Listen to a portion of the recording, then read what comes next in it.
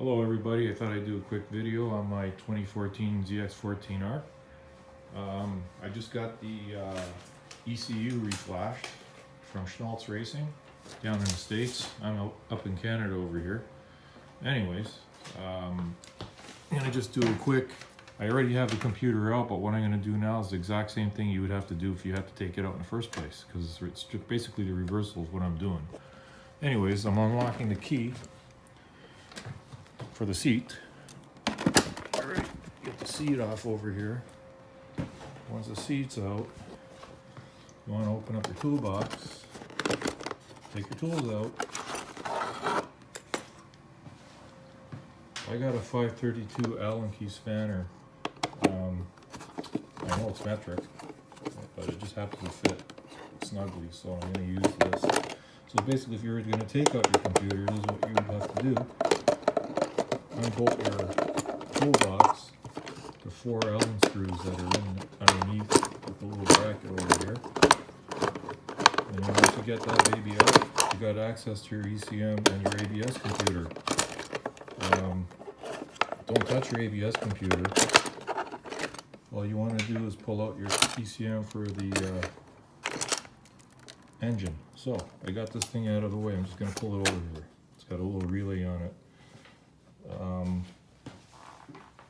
Here's the ECU right here, and you can see these two plugs right here is basically where they sit when it's plugged in. So the ECU sits in this little rubber sleeve in the back of the bike. It's kind of like a shock sleeve, a sponge. Anyway, so I'm going to take the ECU that was reflashed. I'm doing this with one hand, so it's a little tricky. Holding the camera up with the other. Speaking of cameras, I couldn't get any of my cameras working for some reason, so I'm using my iPhone. I would have done a lot more videos, but I can't really afford a new camera right at the moment. As you can see, I'm spending my money on other silly things. So, basically, I'm just kind of like sliding it in. Looks like it's sitting where it's supposed to be. Get the two plugs over here. Plug them back in. No particular order necessary.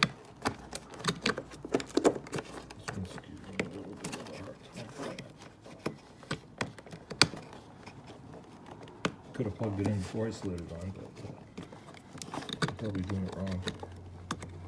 There you go. Yeah, it's putting it on backwards. Anyways, so once that's in, your computer's back on.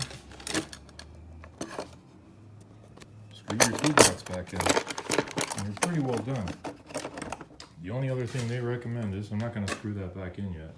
I'm just going to go to the ignition before I even put it back together. They recommend turning on the ignition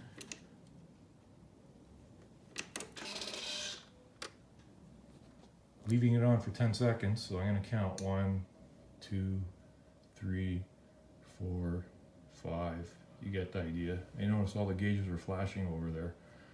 So leave it on for 10 seconds, and then they recommend you shut it back off. Don't start the bike though. So it's been about 10 seconds now.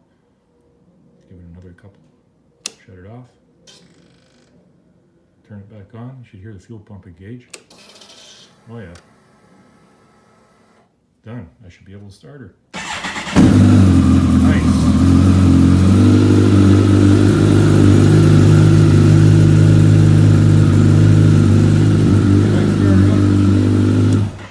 Got to admit, the bike started up right away. It's been sitting all winter. It's been undercover for probably 6 months, almost. And there you go, folks.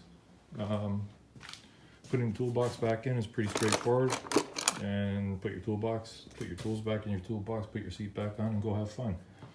The whole idea of this reflash was, and half this stuff I don't really care about, but increase the rev limit by 500 RPM, so you're at 11,500. Your top speed limiter is eliminated, so I could go as fast as I want, or as fast as the bike could take me, which I'll probably never do. Traction control is set to retain last setting, so whatever I put it on is where it stays instead of it going back to whatever the factory had it set at. But the thing I like about it the most, and the reason why I did this, is the secondary butterflies in the factory configuration from Kawasaki the butterflies open up a lot slower, and having this done to the motorcycle and having it reflashed, it aggressively opens up the secondary flies a lot quicker, sprays in more gas obviously because they have it remapped for that. And you know what? You get an extra 30 horsepower between 3,500 and 7,000 RPM that was sitting under that motor and wasn't given to you because of the restrictions put onto the bike. Anyways, hope you guys enjoyed my video. I'll have another one soon. It's time to change the sprocket and the chain. Hopefully I'll have a camera going so I can do it without holding on to my iPhone. Anyways, have a great day, guys. Happy Easter.